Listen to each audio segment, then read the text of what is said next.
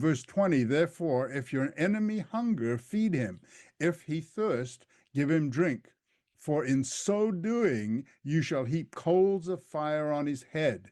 When he comes to his senses, he's going to realize, wow, I was horrible to this person, and yet look at what this person has done to me. Be not overcome of evil, but overcome evil with good. And there's the spiritual application of loving your neighbor. I think we underestimate God's interest for the world, because we tend to look on the world as this is Satan's world. And we know, and the Bible tells us, that the devil is the god of this world. And so we look at it that way, as the devil's world, and we sort of reject or put it aside. And that's why today, unfortunately, we have a lot of problems in the world with mental health. And how do we look at mental health? And this is one approach that we're trying to look at. Katrina and I are working on mental health based on what our understanding of mind and what consciousness, what those two elements, those two spiritual elements in humans, what they are and how they should be treated. This is all part of loving your enemies, loving those who are weaker than us, those that we wouldn't necessarily care about. We have to be very careful how we talk about evil in this world. People, as it says here, they don't understand what they're doing. We have to forgive them because they just don't know what they're doing. And we have to be not open to the evil, but open to the people and understanding of the people. How many people today would dine as Christ dined with prostitutes and publicans? We need to ask ourselves, not that we are wanting to do that, but if you got into a situation where that happened, how would we react?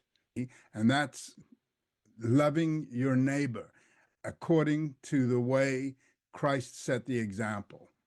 This is more righteousness.